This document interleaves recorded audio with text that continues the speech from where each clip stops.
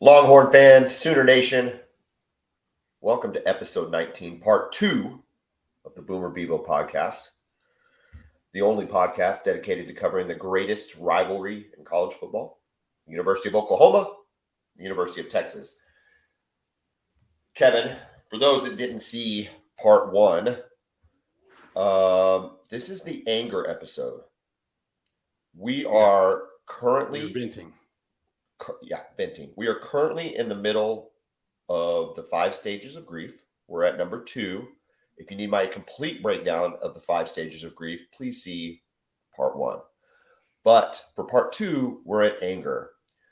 And anger is the stage of grief that allows us to expunge all of the bad that has occurred in what is otherwise a tragic loss. Some people like to equate the 5 stages of grief with death, divorce, ending of a friendship. That's fine. Those are minor compared to the loss of your football team on a Saturday night. I think. I don't know. Maybe I process things differently than most people. These are real problems here. These are real world problems. When you're sitting there on your couch and you're thinking to yourself, my God, we're about to lose to Kansas State. The feelings that rush through your body, really, the grief is indescribable. So this is an important episode, Kevin. Hopefully for OU, we don't have to do it very much. But at the same time, it's necessary and it's needed. Along with things that are necessary and needed when you're going through grief, Brown O'Haver, if you suffer a loss to your home, your business from fire, wind, theft, that can seem like a big deal. That's fine. Maybe not as big as OU losing to K-State at home to an inferior quarterback. But the people that are there to help you with the 5 stages of grief is Brown O'Haver, 405-735-5510. They're adjusters for the insured, not the insurance company. They will adjust the claim for you to make sure you get paid and recover from what is a catastrophic loss. We're available on Facebook. We're available at www.brown-o'haver.com. But easy enough, you can call us at 405-735-5510, and we will help you get through a loss and get you paid more. Kevin, Oklahoma starts the game with another crazy drive. Just another... Allowing a crazy drive. Allowing just a crazy drive. And 12 plays, 75 yards. It's like... And here's the thing with Kansas State, which would have been... This is agnostic to Brent Venables or Bob Stoops or Lincoln Riley. It doesn't matter. But it's literally like our coaches have never watched film before on a team. Yeah, it feels like K-State, obviously they're a pissed off team after their loss to Tulane. Right. Let's start there. After their loss to Tulane, where they scored 14 points at home, right? Home, yeah. So they scored 14 points on a Tulane team who's not that good. No. And yet somehow we allowed them to score 41. So it's like we've never watched game film. We know the guy that we have to stop is Deuce Vaughn. Second to that is going to be Adrian Martinez in the run game. And yet in the very first drive, it is evident that we are so utterly unprepared to face Kansas State. Now, like most OU fans, we're sitting there in our mind going, this is deja vu. We just saw this last week. This is no problem. We're going to adjust and we're going to regain the momentum and whatever the case may be. This wasn't Nebraska. I told my wife that. I was like, look, you guys let up a touchdown. First drive against Nebraska, right? You get on the sideline, you adjust, come back, and then take the game over. And it just never happened. It never happened. Kevin, we then go, I think we go 5 and out. They get the ball back. Yeah. They go score another touchdown on us. Now they're up 14. The offense responded, I thought, pretty positively. Theo Wee scored a touchdown to get us back to 14-7. And then we tie it up and get to 14-14. Yeah. and somehow let them score Big play another to Marcus touchdown. big play to Marvin Mims there, 50-yard Oh, touchdown. what a beautiful deep ball that he threw. Yeah, But and it then wasn't a Adrian, double move or anything. He just torched the guy, just ran right by him. oh, it was fantastic. But then you've got Adrian Martinez leads another 11-play, 42-yard drive, takes 6 minutes off the clock to go up 21-14. Yeah. We end the half at 24-17. You say to yourself, we're in this game. Okay? We're in the absolutely. game. We're at home. We're going to make adjustments. We talked about adjustments in episode 1, whether Sark made them or didn't make them. At this point, we have confidence in this team to make adjustments. And all we've got to do is I feel like if we ever got ahead in the game, we had a chance. Or probably we're going to win it. If we ever just got ahead, if we could ever get the lead, we'd have the crowd going. We'd have our defense fired up if we just ever got the lead. This is where things go off the rail, Kevin. I'm going to say this offensively. Okay? We get the ball back. We get the ball to start the second quarter. Okay? Second half. Eric Gray for 11 yards. Eric Gray for 17 yards. Eric Gray for 1 yard. Incomplete. 1 yard run, punt. It's crazy. No, actually, we made the field goal there. Did we make a field goal? Was that you get the field goal. Yeah, he got the 19-yard pass down to the 29-yard line. But the key to this story is Eric Gray for 11, Eric Gray for 17. So we have 2 big Eric Gray runs.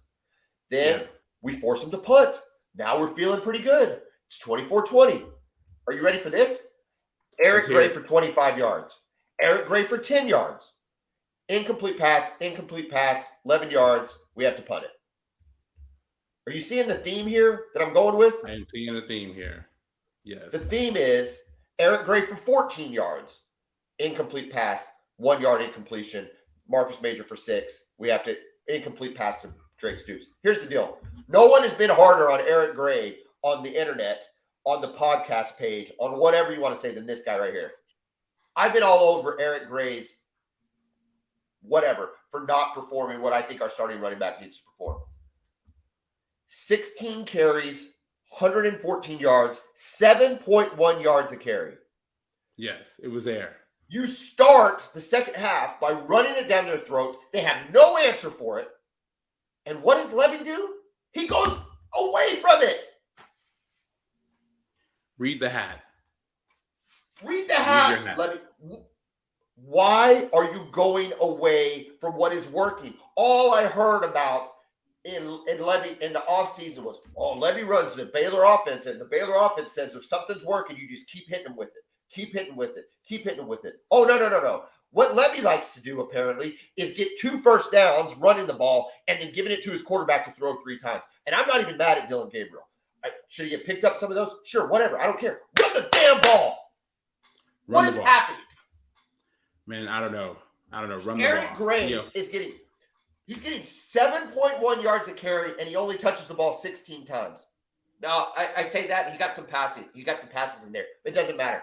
16 carries, 114 yards, 7.1 yards a carry, and you go away from them in 3 of the most pivotal drives of the game to start the second half. Yeah. It's inexplicable.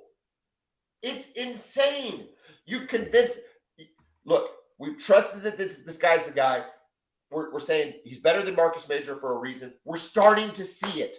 He demonstrated against Nebraska. He's now demonstrated against K-State. Put the ball in the hands of what's working, and they go away from it. So conversely to Texas, please listen to part 1. But conversely to Texas, Sark, for some reason, kept going with a play that didn't work. Right? Yes, Roschon Johnson. Roschon Johnson Wildcat did not work. And yet our offensive coordinator goes away from a play that is working, that they have no answer to. Kevin, what am I missing? As a Texas fan and just a dispassionate watcher of football, what am I missing there in the second half? Man, I don't know. And again, you put the ball in the quarterback's hands a lot, and he missed some. The the stats were great, but man, he missed some throws. That fourth down to Drake Stoops. I mean, first of all, you see the defender's playing 10 yards off of him. It's 4th and 3. He runs a simple outcut, and he just throws the ball into the dirt. Well, he was getting pressure. It was a huge play. He was getting pressure all night, but at the same time, he had space and time to make a more catchable ball. Yes. Maybe it didn't have to be on point, but give Stoops, who's a very good catcher, a receiver give him the opportunity to make a better play. It didn't happen. Yeah.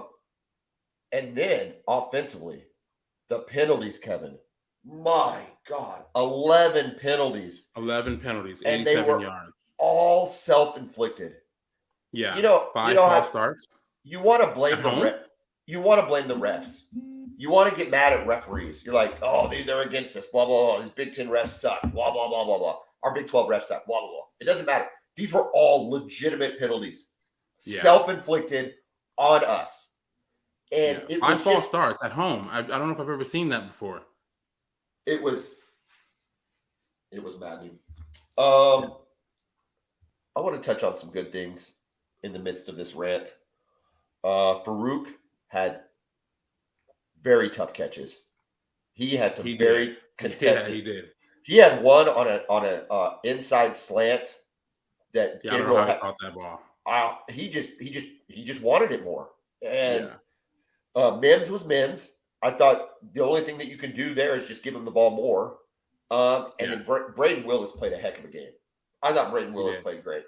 Here's the problem. He did have a couple of false starts, though, but overall, though, he played very well. Here's the problem offensively, okay, Kevin, is when they were put in positions to succeed, they succeeded.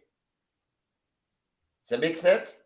When the coaches called the right plays, they were successful. When the coaches took them out of that rhythm and then the mistakes they made, obviously those are on the players. The penalties are on the players. But still, to go away from what's working and make them do something else, it caused them to fail. And it was so frustrating. But yes, Dylan Gabriel, good stat line, 26-39, 330 yards, 4 touchdowns, no interceptions. Again, the guy still hasn't thrown a pick yet. And he rushed for 61 yards on 8.7 yards a carry.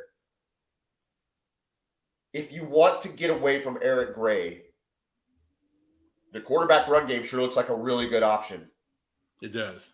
If you're saying Gray needs a breather after running for 37 straight yards on 2 plays, whatever. I don't know, man. It was so frustrating. And then, though, when your offense needed it, Gabriel, you're down 14.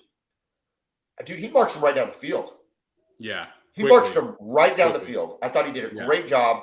This is not I don't know what's going to be said. Again, disclaimer, I haven't read anything online. I don't know what's going to be said. Maybe I'll change my tune and blame this all on Dylan Gabriel. I thought he had a fine game. I thought he did enough to win. You put 34 points up against K-State, you should win the ball game. Agreed. Am I wrong? I mean, what am I missing there from the offense? Just on the offense, am I missing anything? Not at all. Now we shift to the defense. Holy crap. Yeah, this was shocking here. Remember, 30 points allowed and through 3 games. 30 points combined through 3 games. I don't even know where we start when it comes statistically. 8 for 17 on third down conversions. We could not get off the field. Couldn't get off the field, just like 2 for yesterday. 2 for 2 on fourth down conversions. So what that really means is that we were 10 for 17 on those third down conversions. I mean, that's what it really means, is that on opportunities to get off the field, we failed. Let's just go to I'm going to just skip ahead to I don't want to bury the lead. 3rd and 17. Let that sink in. 3rd and 17. Pivotal moment. I want to say there's like 3 minutes to go in the game. Let me just confirm this. 2 minutes and 39 seconds to go in the game. This is the ball game. They're not going to pass the ball, Kevin. They do Not a not. chance. They do not want Adrian Martinez passing the ball at this point. They don't. No. They've played a very good game. They're in the lead. The last thing they can afford to do is have a turnover. Deuce Vaughn is not in the backfield, so they're not handing it to Deuce Vaughn. What does that leave, Kevin? I am not a genius. What does that leave? That leaves Adrian Martinez to run the football. Fair enough. Everybody knew they were running the football. I turned to my 10-year-old daughter was like, Dad, I think Adrian Martinez is going to run the ball. I said, you're right, LD. He is going to run the ball. It's empty set, no linebackers. They're going to run the ball. Going to run the ball. We got 5 linemen. Nobody can make a play on this guy. He runs for 55 yards. Unacceptable. Oh my God. Yeah, it definitely, as a Texas fan, it gave me Texas versus LSU flashbacks in 2019. Remember that? They had 3rd and 17. They were down by a touchdown. They get the ball back. I have no doubt that they go down and score. They allow the big play and a touchdown to Justin Jefferson. That's game over. It was the exact same thing. Here's the deal, Kevin. They stop Adrian Martinez, and they're forced to punt. We're going to go down and score on them. Yeah, absolutely. I have no doubt. Our crowd they're going to go down and score. Yeah. Dylan Gabriel was executing, what we've already talked about. We were going to go and score. That's one play, but it's much bigger than that though. But it encapsulates the entire defensive performance. No sacks. I couldn't believe how comfortable he was in the pocket. He dropped back to pass 34 times. No sacks after this defense has done nothing but put pressure on a quarterback through 3 games. He only had 1 passing touchdown, but he had 4 rushing touchdowns and rushed for 148 yards. Now, here's the deal. Deuce Vaughn, holy crap. That guy is fantastic. I love Deuce Vaughn. He is. I mean, if you're a college football fan, you just gotta like the guy. I mean, I don't know what he reminds OU fans. He reminds you of Quentin Griffin. I mean, he's just that's who he is.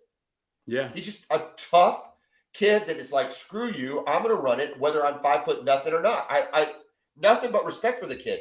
Coming into the game, they had to stop Deuce Vaughn. Here's the thing: watching the game live, it felt like he was running all over us, like he was just gashing us.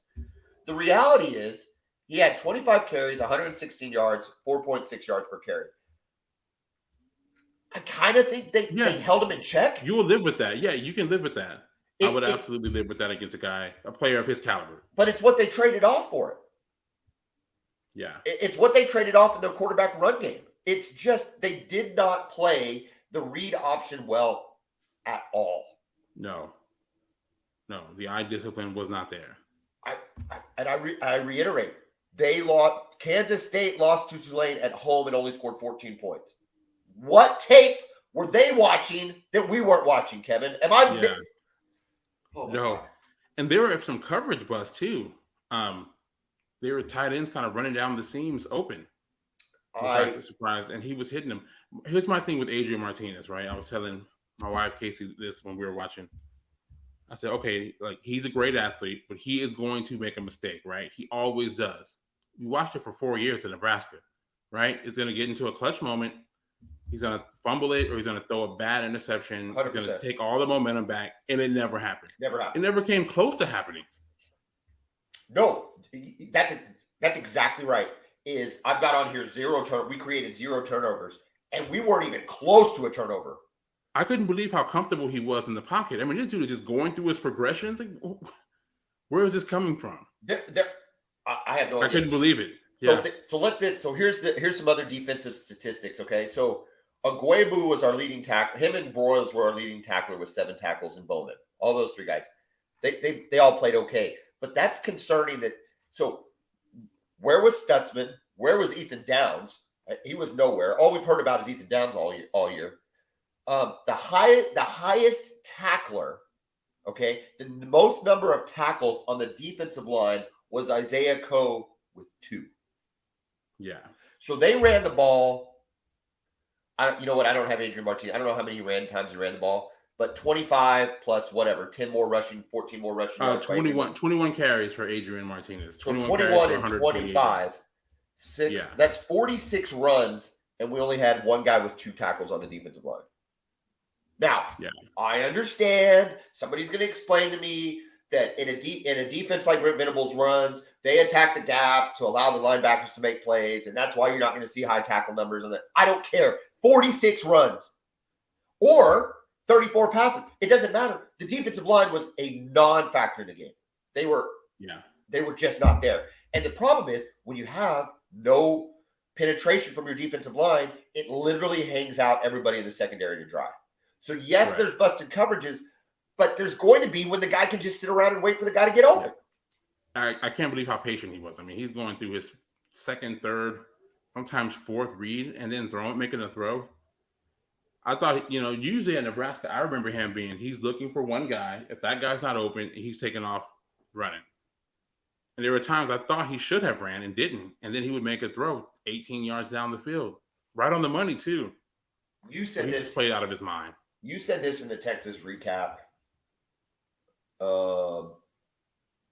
But it's so true. I don't know if every fan base feels this way, but it literally feels like there are those teams and games where the opposing quarterback literally plays the game of their lives. You turn him into a Heisman candidate by the way he just played. It's insane.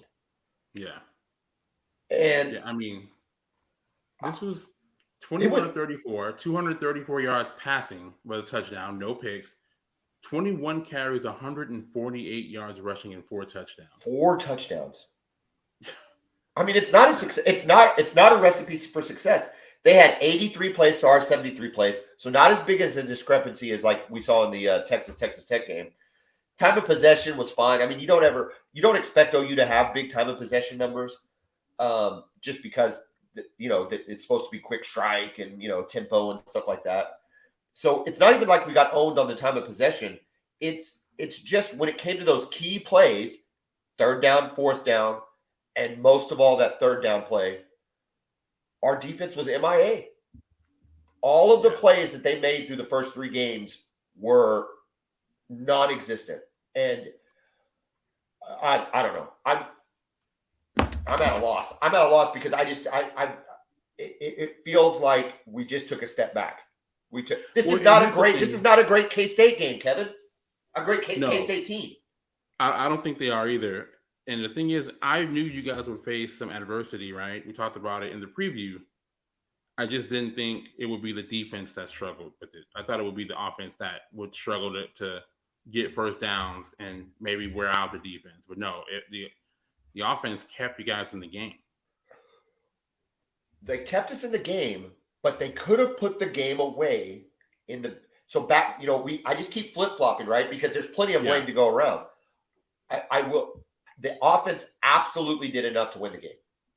Dylan Gabriel did enough to win the game. Eric Gray did enough to win the game. Marvin Mims did enough to win the game. Willis did enough to win the game. The offense did enough to win the game. They were held back by coaching.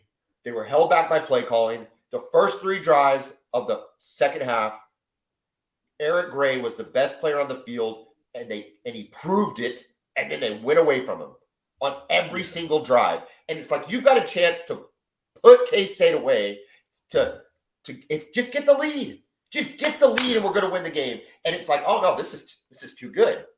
Clearly, they're going to stop us again. Yeah, that's where I was kind of impressed with K-State. It's like every time OU would take the momentum, they would say, oh, no, we're good. Go right down the field and score. It was, they ran 83 plays, K-State did. That's a lot of plays, man. I mean, not what the 100 that Texas Tech ran against Texas. But 83 plays, that's a lot of plays, man. That's a lot of plays. But it's a lot of plays because you just kept giving them opportunities. Yeah, you couldn't get off the field, especially like you said on those third downs, man. It was. Those 11 penalties. I still can't believe that too. 11 penalties, 5 false starts. I thought. Listen, BV is supposed to be the master of detail, the master of discipline, paying attention to the small things. And it looked like so far this season, that was accurate. Absolutely, but you're right. If we're on the road, okay. I mean, it's not great. It's not good. No, but if But you're at playing in home, Lubbock what in the or world? yeah, What in yeah. the world? It doesn't even make sense. Do you know how hard it is for me not to cuss on this podcast right now? Like, I just want everybody to know that in my brain, every statement I make has an expletive before it, and in an oddly less miles way, I have an expletive also after it. Yeah. Nobody cussed weirder than Les Miles. Remember when he would do Well, like he's a weird guy. he So would do it's par of the course for him. when he would do press conferences and say like we're a good damn team. It's like that word doesn't go in front of it. It doesn't. Yeah. Anyway, Yeah, he's a weirdo. Kevin, we're 25 minutes into this episode, part 2. Is there anything else I'm missing? Because I think maybe we're just getting repetitive. No, I mean, missed tackles, again, another thing with the defense. It's not like they were just getting mauled. Missed tackles on Martinez and some of those receivers, couple on Vaughn too, which I know he's difficult with that low center of gravity, but you got to bring the guy down. Dude, he is a fun player to watch though. He is. He's a And fun player to Reggie watch. Brown's at last night? That's exactly right. I didn't even have. You know what? I didn't even have him on my list because I didn't even think about it. Yeah, he played. Did he play? Okay, because I don't even see him on the stat sheet at all. He was in on that 3rd and 17. Okay, he's not even. Well, I mean, I know he played, but he doesn't look like he played. Yeah, he's not on the stat sheet at all. I mean, remember he had a hot start to the season, getting to the quarterback, and yeah. Kevin, I asked you where Texas goes from here. I'm going to ask Oklahoma the same question. They've got to they have to continue to go with what works. Okay, we're playing TCU next. Does Oklahoma play TCU next? Yeah, I believe you go. It's in Fort Worth, I believe. We can run the ball against TCU. Run the ball to set up the pass. Run the ball to set up the pass. And Eric Gray is winning me over. He's winning me over. I'll admit when I'm wrong. Eric Gray is winning me over. He was the best back on the field last week. He was the best back on the field yesterday. He is proving why he's the starter. So Jeff Levy, give him the ball. 7 catches for him last night, by the way, for 45 yards. He was a good player. He was good. Defensively, I don't know, BV. This is your job, dude. Like, I don't know. I don't even know what adjustments you make. But it's got to involve something that puts some pressure on the quarterback, because not to register 1 sack on the quarterback when he drops back 34 times, or even get a sack which would be a tackle for loss, right? Think about that, Kevin. Adrian Martinez had 21 rushing attempts. Yeah. Right. So if he has 21 rushing attempts, no, he had 25 rushing attempts. You would think one of those ends up in a tackle for loss. Yeah, you had 4 tackles for loss overall in the game, which would be considered a sack, but it didn't. It never happened. Yeah, So tackles for loss were mostly on Vaughn. We've got to quick penetration. We've got to work on.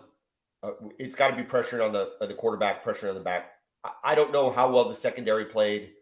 My focus was all on the defensive line. I'm sure there's things to clean up there, but ultimately, you've got to get pressure on the quarterback to help the secondary out. Reggie Grimes, I'm glad you brought him up, because where was he? Stutzman, Ethan Downs, Isaiah Coe, Jonah Lalua, who I praised against Nebraska. They were nowhere.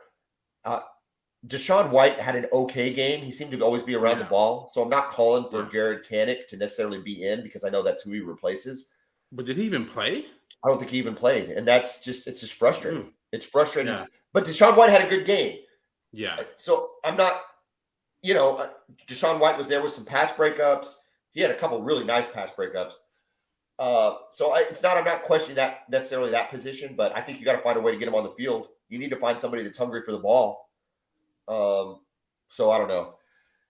Kevin, this week, we will preview Texas versus West Virginia. West Virginia does not look as bad as we thought. Where is that game? Kansas loss doesn't look as bad. The game is in Austin. The game's in Austin. That's got to help. Yeah, it's going to be a night game too. Oh, really? We have TCU. Yeah. I don't even know. Is that 11 a.m. in Fort Worth? In Fort Worth. What a dismal place to play. Oh my god. Yeah, they just played. They beat SMU yesterday. in their rivalry game? Hopefully by the time we will get to taping for episode 20, we will be through the 5 stages of grief. We will be on to bargaining or depression.